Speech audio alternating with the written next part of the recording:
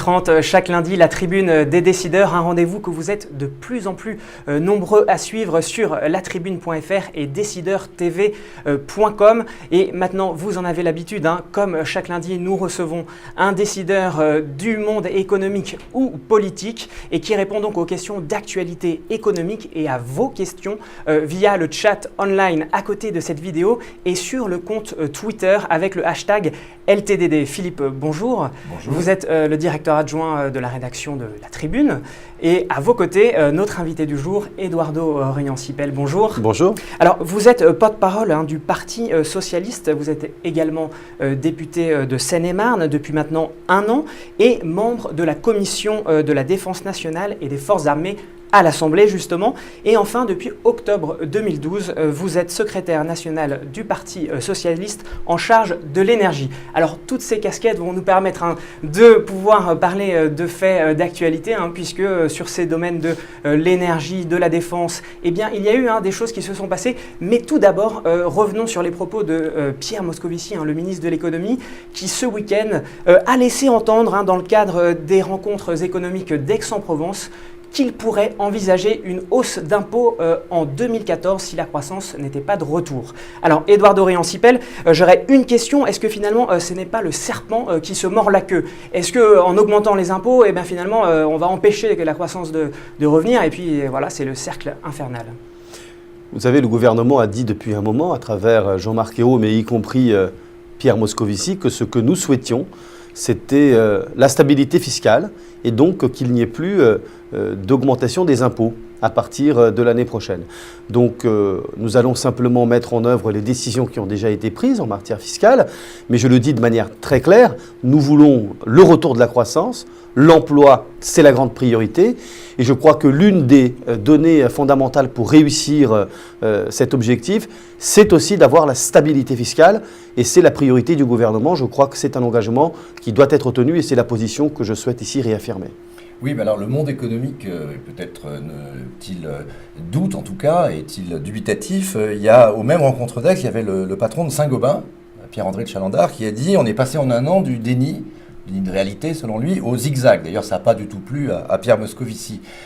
En tant que zigzag, ils veulent dire qu'effectivement le monde économique s'attend à ce qu'il y ait une série de hausses de cotisations pour les retraites par exemple, pour la fiscalité écologique. Il y a le nouveau président du MEDEF qui a dit « Nous ne voulons pas de nouvelle fiscalité écologique ». Est-ce que vous pouvez assurer les entreprises de cette stabilité fiscale alors qu'il y a quand même des signaux contradictoires? Je crois qu'il faut distinguer les sujets. La réforme des retraites par exemple fera d'abord l'objet d'une discussion entre partenaires sociaux parce que notre méthode depuis l'élection de François Hollande, c'est celle du dialogue social, du respect des partenaires sociaux. Et ensuite, le gouvernement fera ses choix. Mais il faut d'abord le dialogue social. Et puis, c'est un sujet différent. S'agissant des cotisations retraite, nous les verrons le moment venu. On sait qu'il y a des efforts à faire pour trouver, en ce qui concerne l'État, les 7 milliards dont nous avons besoin. Je mets de côté le reste pour les 20 parce que c'est surtout 7 milliards que nous avons à trouver. Notre souhait, c'est de stabiliser en effet le système par répartition, de l'assurer et de le faire dans la justice. Pour le reste, je crois qu'il faut réaffirmer l'objectif de stabilité fiscale que nous voulons. Mais c'est vrai que le sujet de la fiscalité écologique est important pour nous. Nous avons réaffirmé cette volonté avec les socialistes. Nous pensons d'ailleurs que la fiscalité écologique, qui en partie est prévue dans le cadre du crédit impôt compétitivité emploi, puisse aussi servir la transition énergétique, qui est un grand projet qui permet, je crois, aussi de relancer la croissance par d'autres moyens. On aura l'occasion de revenir sur ces sujets environnementaux. Alors, je me fais le relais d'un internaute sur ces questions de fiscalité. C'est pouvoir d'achat, le bien nommé pouvoir d'achat, qui demande une série de questions. Alors, je vais en retenir peut-être que quelques-unes. Une question, pourquoi avoir refiscalisé les heures supplémentaires? Je rebondis peut-être justement sur vos propos qui sont plutôt d'éviter maintenant d'une stabilité fiscale. Alors pourquoi avoir refiscalisé les heures supplémentaires? Pourquoi également s'en être pris aux auto-entrepreneurs? Une autre question. Et pourquoi embaucher plus de fonctionnaires dans l'éducation nationale? Voilà 3 questions peut-être emblématiques de mesures que votre gouvernement a prises. Est-ce que vous pouvez nous donner votre avis sur ces 3 points? Bien sûr, parce que je vois bien les questions un peu polémiques qu'on cherche à poser. La question de la défiscalisation des heures supplémentaires, nous l'avons dit pendant la campagne, elle n'a jamais servi l'emploi. D'ailleurs, on peut toujours faire des heures supplémentaires. C'est à la décision d'ailleurs du patron. Hein. C'est les patrons qui décident quand est-ce qu'on se donne des heures supplémentaires ou pas. Elles ne sont pas décidées par les salariés. Et puis, il y avait la crise. Hein. La crise qui était là, c'est quelque chose qui coûtait beaucoup à l'État en termes de dépenses par rapport à la défiscalisation de ces heures sup et ça n'aidait pas l'emploi. Donc notre priorité étant l'emploi, nous avons préféré favoriser les emplois d'avenir, les contrats de génération, où le patron se voit aussi exonéré de charges sur les 2 postes, sur le CDI d'un jeune de moins de 25 ans et sur celui du senior. Nous avons donc fait des aides en matière de baisse de charges pour les patrons, pour les chefs d'entreprise, mais qui favorisent l'emploi et non pas pour ceux qui sont déjà en place. On n'a jamais d'ailleurs par ailleurs attaqué les auto-entrepreneurs. Il y a eu toute une polémique inutile sur le sujet. C'est un régime qui est utile, mais vous savez aussi qu'il y avait des entrepreneurs qui critiquaient les perversions du système, notamment dans le bâtiment, où on préférait embaucher des gens sous le régime de l'auto-entrepreneuriat plutôt que sous le régime des contrats normaux. Donc il y avait une perversion, une manipulation du système qui appelait une réaction de la part du gouvernement, à la fois pour aider les auto-entrepreneurs qui ont la nécessité d'être sous ce régime, qui est intéressant, il sera maintenu, et puis par ailleurs d'avoir un certain cadre pour permettre que les perversions du système ne soient plus à l'ordre du jour. Sur ce point justement quand même, ce qui est reproché à la réforme de Sylvia Pinel, c'est de prendre un marteau pour taper une mouche ou une fourmi.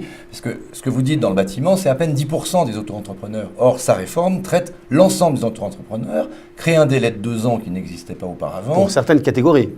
Oui, mais enfin qui dans la pratique concernera l'ensemble des entrepreneurs, crée une anxiété d'ailleurs chez eux, et baisse les plafonds, puisque les plafonds sont quasiment divisés par 2 pour le montant qu'ils peuvent espérer en tirer. Est-ce qu'il ne faudrait pas simplement cibler cette réforme sur le sujet de l'artisan du bâtiment et laisser les autres auto-entrepreneurs vivre leur vie? Je crois qu'il faut regarder de près parce qu'il y a des personnes qui sont sous le régime d'auto-entrepreneurs et qui marchent bien, qui n'atteignent pas les plafonds. Déjà pour atteindre les 30 000 et quelques, c'est déjà pas mal. Ça veut dire qu'on y travaille et l'idée c'est qu'à un moment donné, un auto-entrepreneur puisse se stabiliser dans une activité d'entreprise sous un régime plus classique, mais ça voudra dire aussi qu'il aura réussi. Je crois qu'il faut rassurer les auto-entrepreneurs, ils ont le droit d'avoir leurs activités et je crois qu'il faut faire confiance à la réforme et mettre de côté, je crois qu'il y a eu toute une polémique inutile, il faut apaiser et essayer de discuter entre gens qui veulent la même chose, c'est-à-dire le développement économique, l'activité et l'emploi. Alors Jean rebondit sur un de vos propos sur la fiscalité écologique, nous disant que Pierre Gattaz, le nouveau président du MEDEF, refuse une fiscalité écologique, il le déclarait ce matin dans une radio concurrente, notamment sur le dossier diesel. Quelle est votre réponse à Pierre Gattaz peut-être? Je crois qu'il faut discuter, il faut poser des sujets sur la table lorsqu'ils auront l'occasion d'être posés, notamment dans le cadre de la loi sur la transition écologique qui viendra à la rentrée. Je crois que l'idée, ce n'est pas un matraquage fiscal des Français, il faut que ce soit clair. La fiscalité écologique, elle a du sens. Nous avons travaillé sur ces sujets à l'Assemblée nationale.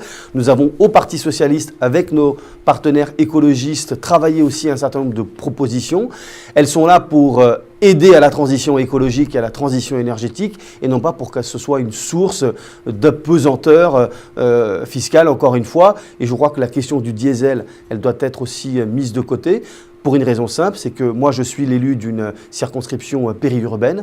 Je sais les dégâts que ça peut causer si on augmente de manière brutale les prix du diesel pour les rattraper par rapport à l'essence. C'est vrai qu'il y a des sujets de santé qui se posent, mais la meilleure manière de faire, c'est peut-être celle que le gouvernement a annoncée avec le Premier ministre et Arnaud Montebourg, c'est-à-dire une nouvelle filière industrielle pour l'automobile avec ce moteur à 2 litres qui consomme beaucoup moins, un moteur à essence, et permettre qu'on sorte petit à petit du parc automobile, ces vieilles voitures diesel qui sont les plus nocives à la santé. Et puis voyons les choses au long terme, je crois que le moment n'est pas venu de faire peur aux Français avec une augmentation brutale, en particulier du diesel. Et la question de la fiscalité écologique, elle va beaucoup plus loin que cette question du diesel. Je ne voudrais pas que M. Gattaz cherche des épouvantails avec le diesel pour éviter qu'on ait une fiscalité écologique juste, qui serve l'économie et qui serve la transition écologique et énergétique.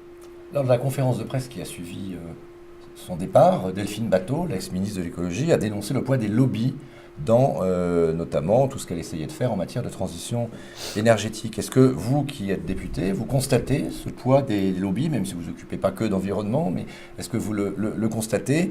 Et est-ce que vous pensez qu'on peut finalement réformer, notamment dans ce sens de la transition énergétique, en France, alors que c'est vrai que les lobbies, enfin, en tout cas les industriels, eux, disent sur l'écologie, il faut aller le plus lentement possible?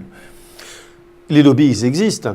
Ils sont de toutes sortes. Ils sont dans l'industrie comme dans les ONG. Et chacun fait son travail. C'est-à-dire qu'ils défendent leurs intérêts ou leurs convictions. Je crois qu'il faut les prendre comme tels. Et le rôle du politique, c'est d'écouter tout le monde, d'écouter l'ensemble des acteurs d'un domaine, par exemple dans le domaine de l'énergie ou de la transition écologique, et d'ensuite de prendre ses responsabilités avec des orientations. On a déjà fixé un certain nombre d'orientations pendant la campagne. Est-ce que de destituer un membre du gouvernement? Parce que, par exemple, justement, je rebondis sur les propos de Philippe, c'était jeudi dernier, 4 juillet, Delphine Batho a tenu une conférence de presse et elle a notamment attaqué directement le président de Vallourec, Philippe Crozet, le président du directoire, qui aurait annoncé finalement lors d'un sommet des semaines à l'avance la destitution de Delphine Batho. Alors est-ce qu'effectivement c'est quelque chose de normal, ça? Je trouve tout ça assez insignifiant. La réalité, c'est que Delphine Batho a malheureusement eu des mots qui étaient très durs et qui dépassaient, je crois, la limite de l'acceptable pour un gouvernement, c'est-à-dire la ligne du budget. C'est sans doute des propos maladroits et c'est ça qui fait qu'à un moment donné, le gouvernement, le président de la République comme le Premier ministre ont décidé de mettre fin à ses fonctions parce qu'ils lui ont proposé de revenir en arrière, d'essayer de nuancer quand même ses propos, de revenir sur ce propos, ce qu'elle a refusé. Donc je crois qu'il ne faut pas avoir de complot. Je vous le dis de manière très clairement, il n'y a pas de complot. Il n'y a pas de lobby qui aurait destitué Madame Batho pour une raison simple. Regardez vous-même la réalité. Parce que la femme je termine juste mon raisonnement. Le ministre qui a remplacé Madame Batho, c'est Philippe Martin. C'est l'un des militants les plus aguerris contre les gaz de schiste, pour la cause écologique, contre les OGM. Donc ça veut dire que ce n'est pas un lobby, par exemple le lobby du gaz de schiste, qui aurait destitué, parce qu'ils ont quelqu'un qui est un combattant qui combat et lutte contre les gaz de schiste depuis bien plus longtemps que peut-être Madame Batho n'a commencé à militer contre ça. Je suis contre l'exploitation des gaz de schiste parce que nous n'avons aucune technologie qui nous garantisse aucune exploitation propre. Je crois que sous le mandat de François Hollande, il n'y aura pas d'exploitation de gaz de schiste. Pour une raison aussi simple, on nous dit que c'est une chance, une opportunité formidable pour notre pays en matière de compétitivité, etc. J'observe que ce sont des énergies fossiles, que de toute façon, elles se raréfient, que la France n'est pas les États-Unis, que la Seine-et-Marne, par exemple, ce n'est pas le Texas, avec les champs immenses. Il y a du pétrole de schiste en Seine-et-Marne. Il y en a qui est tout à fait... effectivement le Texas. Mais je ne pense pas que c'est le Texas, je pense que malheureusement, ça ne l'est pas. Imaginez le développement potentiel que ça peut Je veux surtout imaginer le développement à faire la nouvelle révolution énergétique. Je crois que l'enjeu pour nous, Français et Européens, il est là. Quel est le pays qui va être leader premier sur les nouvelles technologies énergétiques? C'est celui qui fera les choix d'investissement d'avenir. Et je pense que la France doit regarder devant, faire cette transition, parce que ça créera de nouvelles industries, de nouveaux emplois, de nouvelles filières de valeur ajoutée très fortes. Ça va améliorer aussi nos exportations plutôt que de faire le choix du passé avec les énergies fossiles qui, de toute façon, devront être dépassées dans les années qui viennent. Donc oui au choix d'investissement pour les technologies propres du futur. C'est le meilleur choix industriel que la France puisse faire dès maintenant. Juste une transition sur les lobbies. Vous êtes membre de la Commission de la Défense nationale. Il y a eu polémique sur le budget de défense nationale avec un livre blanc. Les militaires ont dit c'est pas assez, on est en train de réduire les capacités des forces armées. Les industriels, de leur côté, ont dit attention, c'est de l'emploi derrière, ce sont des industries qui créent beaucoup d'emplois.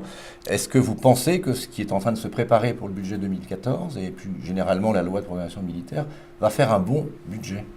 Oui, je le crois parce que j'étais membre d'ailleurs de la commission du livre blanc sur la défense et la sécurité nationale. J'ai fait ces débats pendant plus de 8 mois avec l'ensemble des membres de cette commission. Je crois qu'on a eu le bon choix et que le président a fait le bon choix. Celui d'un budget de vérité et de continuité. On a stabilisé le budget de la défense. Stabilisé, mais les effectifs doivent être réduits pour justement oui, bien sûr. arriver à un budget stable par rapport à l'année précédente. Absolument, c'est-à-dire qu'il y a des efforts à faire. Oui. que la défense n'avait pas vocation à échapper aux efforts, mais que les efforts que le monde de la défense devait faire ne devaient pas mettre en péril la cohérence de l'outil de défense. C'est le choix que nous avons On fait. parle de 34 000 suppressions de postes, c'est ça, d'ici 2019? Je crois que c'est autour de ces chiffres-là, entre 24 et 35 000 postes. Ce qui compte, c'est que par exemple, dans le domaine dont je m'occupe particulièrement, celui de la cybersécurité et de la cyberdéfense, ce sont des domaines qui ont vu leur budget renforcé, augmenter. On a dû ériger des priorités. N'importe quel chef d'entreprise peut le comprendre, même si l'État n'est pas une entreprise comme les autres, si j'ose dire. Je crois qu'il faut faire des choix. Là où il y avait moins d'intérêt stratégique, on a pu réduire un certain nombre de dépenses. Là où il y avait plus d'intérêt stratégique, on a augmenté les dépenses. Il y a eu 3 grandes priorités. Les forces spéciales, le renseignement et la cybersécurité. Je crois que sur ces 3 points-là, on a eu des choix courageux qui permettent de travailler l'avenir. Je prends un exemple, les drones. Les drones, c'est un choix qui n'a pas été fait par la France au cours des 10 dernières années. On le regrette et je ne veux pas ici chercher les responsabilités. Prenons-les collectivement. Je prends aussi mes responsabilités avec le ministre de la Défense cette fois-ci parce qu'on a eu le choix courageux de dire « Ok, nous avons besoin de nous doter en drones. On va les acheter sur étagère parce que personne n'a préparé aux États-Unis. En pleine affaire Snowden. Tout à fait. Oui. Mais en même temps, nous avons besoin de nous doter nous-mêmes de ces drones avec une industrie française et européenne pour pouvoir les faire. On a les capacités technologiques en termes de savoir-faire, etc. Le chantier est lancé. Et je pense que c'est la meilleure façon de répondre, c'est-à-dire faire les choix d'avenir, regarder en avant. C'est une filière nouvelle avec des emplois, de l'industrie. Et l'industrie de la défense, nous l'avons, je crois d'ailleurs, formidablement soutenue à l'occasion du Livre blanc, qui doit maintenant se traduire dans la loi de programmation militaire dès la rentrée. Juste une question sur la cybersécurité, parce qu'on est en pleine affaire d'espionnage avec l'affaire Snowden, les révélations sur l'espionnage américain. Est-ce qu'on peut faire confiance à des drones américains, vous qui connaissez quand même ces questions-là, pour notre propre sécurité quand on sait que les Américains, par ailleurs, nous espionnent? Il y a quand même une forme de contradiction. Alors ça peut paraître un peu... Même si on n'a pas le choix. Vous avez raison de poser la question, elle est tout à fait juste, mais il faut éclairer nos auditeurs, nos téléspectateurs. Oui, on peut faire confiance parce que nous collaborons déjà beaucoup avec les États-Unis. Beaucoup de renseignements, par exemple, lors de l'opération au Mali ou en Libye avant, comme ça je ne fais pas de polémique avec les gouvernements précédents, ont pu être obtenus grâce au partenariat extrêmement approfondi avec les Américains. En revanche, ça ne doit pas conduire les Américains à faire tout et n'importe quoi. Donc je crois que la meilleure façon de se protéger en la matière, c'est qu'on ait nous-mêmes une stratégie défensive et offensive en matière de cybersécurité et de cyberdéfense. On l'a mise en avant pour la France, il faut le faire maintenant dans le cadre de l'Europe. Vous soulevez une question intéressante. Je rappelle les faits. Effectivement, Edward Snowden, qui est un informaticien américain, qui a travaillé donc, pour la CIA et la NSA, l'organisme en charge du renseignement aux États-Unis, et qui a donc publié dans des journaux américains connus des révélations d'espionnage des États-Unis sur l'Europe. Il y a eu donc une montée un peu de bouclier en Europe, et je crois que vous en faites partie pour un peu montrer leur... Pour dire que c'était inacceptable. Inacceptable. Absolument. Mais ce que vous avez dit vous-même, c'est que finalement, et ce qui a été révélé un peu plus tard par ce même Snowden, c'est que les services de renseignement européens et j'imagine français collaborent également avec les services américains pour espionner d'autres pays. Et finalement, c'est un système qui se protège mutuellement et qui... Voilà, ce qu'on en exactement comme ça. Alors, moi, je dis 2 choses. D'abord, le parlementaire que je suis est favorable à ce qu'on encadre de façon très démocratique les services de renseignement. Alors, ça ne veut pas dire qu'il faut faire de la démocratie participative, n'est-ce pas, et d'étaler des secrets d'État dans la rue. En revanche, on a des instances pour la délégation parlementaire au renseignement, dont les missions seront renforcées grâce au rapport de Jean-Jacques Urvoas sur les questions de renseignement, qui permet d'avoir un encadrement démocratique pour que les dérives soient empêchées. Mais le partenariat avec les services de renseignement américains, je veux dire, il porte ses fruits sur la question du terrorisme. Est-ce qu'il faut rappeler que c'est les services français, en 2001, la direction de la surveillance du territoire, l'ancienne DST, aujourd'hui qui a fusionné et qui a donné la DCRI, qui ont apporté les renseignements aux Américains avant le 11 septembre, disant attention, on sait qu'il y a telle ou telle personne qui souhaite faire un attentat dans votre pays, qui n'ont pas été pris au sérieux ou n'ont pas réussi à recouper correctement ces informations. Donc la collaboration, elle est utile pour lutter contre le terrorisme. Ce qu'on ne doit pas faire, c'est diriger un système qui écoute tout le monde sans aucune distinction, avoir un Big Brother avec aucun encadrement démocratique, ça, ce n'est pas possible. La collaboration, le partenariat avec les services de renseignement, il fonctionne avec tous les services de renseignement occidentaux et même non occidentaux, mais il fonctionne pour lutter contre des affaires de terrorisme.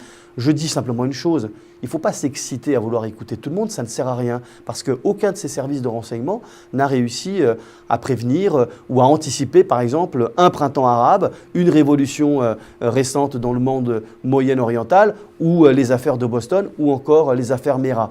Je crois qu'il faut rester sobre et que les services de renseignement cherchent tout simplement à faire leur travail, à prémunir, à prévenir face à des attaques de type en particulier terroriste. Oui, alors tout le monde écoute, la France écoute aussi, nous avons divers dispositifs, on ne va pas les rappeler, ils ont des noms un peu ésotériques, ils sont pour la plupart situés boulevard Mortier à Paris.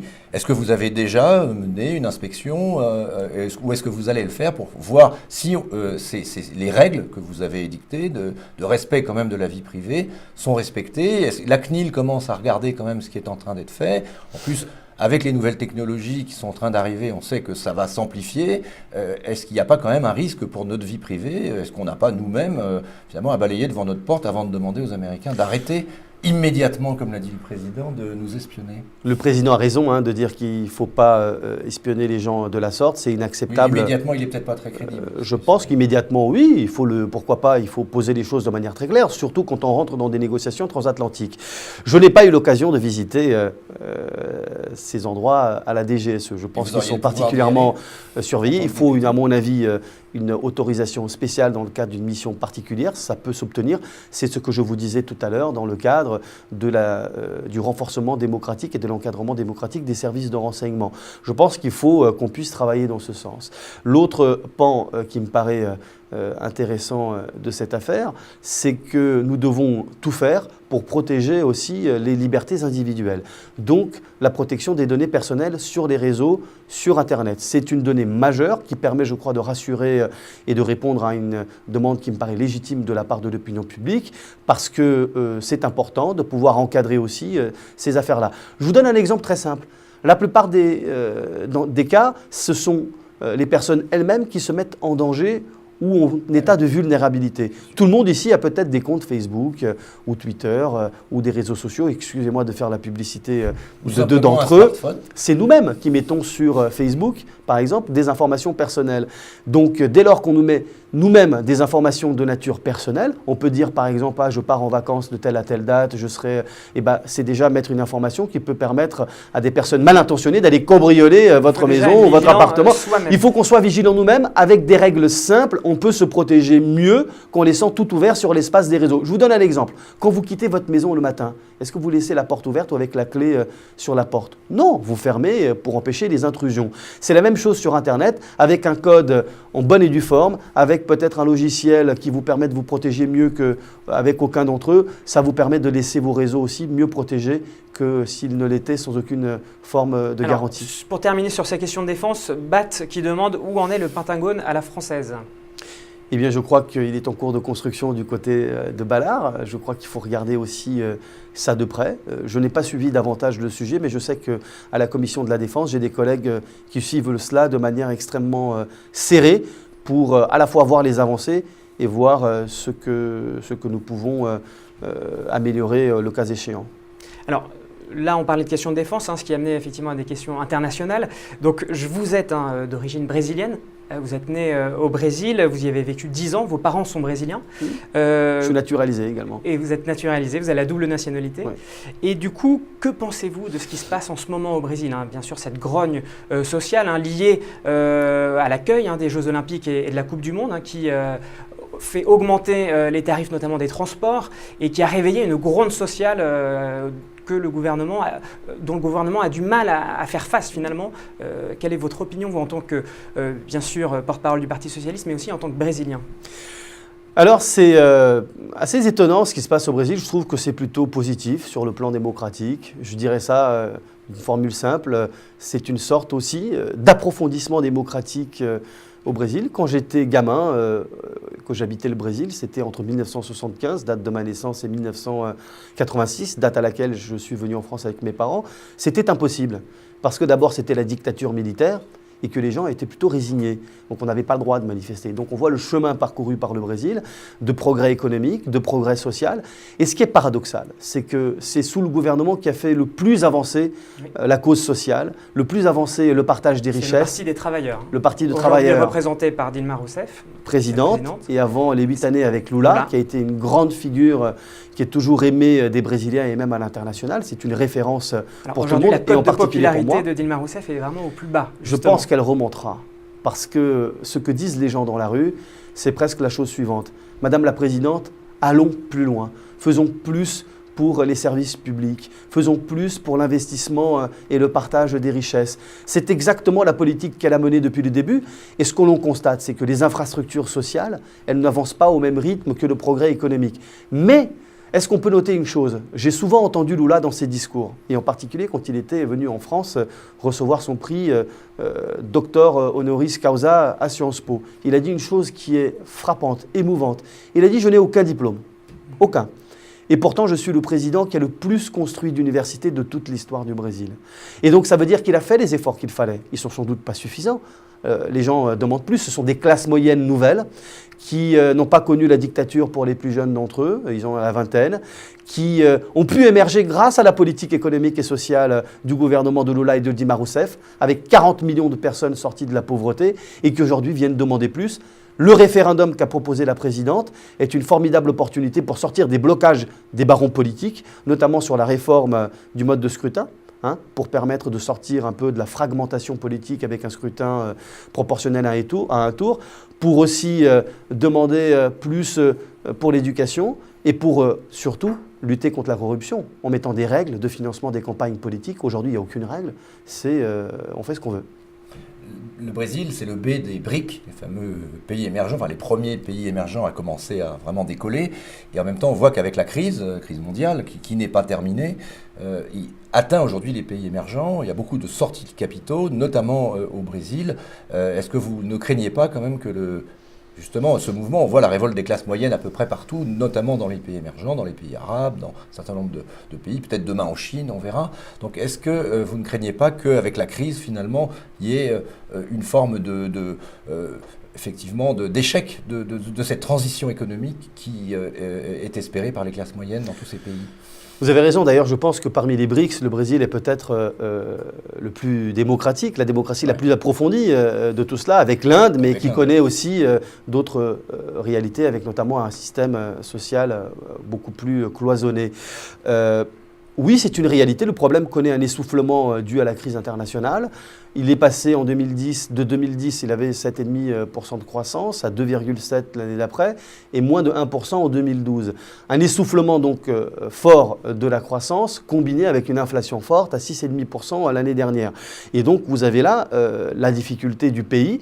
Il a grandi très vite, il s'est industrialisé de manière très forte, et donc le reste ne suit pas à la même vitesse. C'est un processus assez naturel d'après les économistes, et que le Brésil cherche à relever. Il a besoin pour cela, j'ai rencontré d'ailleurs la présidente Dilma Rousseff lorsqu'elle était venue en visite d'État en 2012, lorsqu'elle parlait au président de l'Assemblée nationale avec qui j'étais, ou avec le président de la République, lorsque je l'accompagnais, elle disait aussi « Nous avons un problème de compétitivité. Il faut qu'on renforce notre compétitivité industrielle, notre savoir-faire, la formation de nos cadres. On a besoin de monter en gamme. Donc ils ont besoin de gens mieux qualifiés, d'avoir une industrie plus compétitive, d'avoir des infrastructures portuaires de transport beaucoup plus efficaces, des écoles, des universités. Donc c'est ce défi-là que cherche à relever le Brésil. Et de ce point de vue-là, je pense que la France et le Brésil ont des choses en commun à relever ensemble. On peut être des partenaires extrêmement forts. Je crois à l'axe France-Brésil. Nous avons des problèmes similaires et ça peut être gagnant-gagnant. Est-ce que vous pensez que le Brésil nous achètera le Rafale? Je l'espère. Je milite fort pour cela.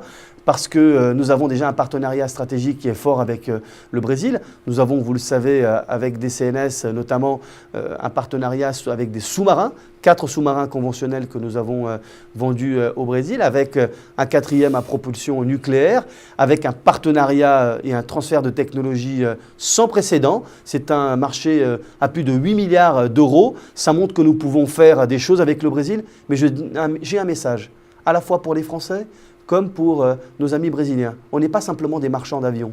Et les Brésiliens ne sont pas de simples acheteurs. Il faut qu'on construise une relation dans la durée, où on peut beaucoup partager dans un monde globalisé, multipolaire, avec nos amis brésiliens, qui sont une grande démocratie et dont l'histoire est très proche de la nôtre. Et je dis aux chefs d'entreprise aussi français qui veulent s'installer au Brésil, allez-y, vous avez des choses à leur vendre, vous avez des savoir-faire à partager. Il y a une place pour les entreprises au Brésil à condition de savoir bien s'y adapter. Moi, j'ai fait des colloques avec des chefs d'entreprise français qui ont cette envie-là. Il ne faut pas s'arrêter aux premières difficultés. Ce n'est pas facile pour un chef d'entreprise de s'installer au Brésil, mais il faut qu'on puisse les accompagner. Ce sera d'ailleurs le cas avec l'ensemble des instances françaises qui s'en occupent. Eh bien, on restera sur ces propos optimistes, sur cette relation franco-brésilienne et le développement économique. Merci beaucoup, Eduardo Riancipel, d'avoir accepté notre invitation.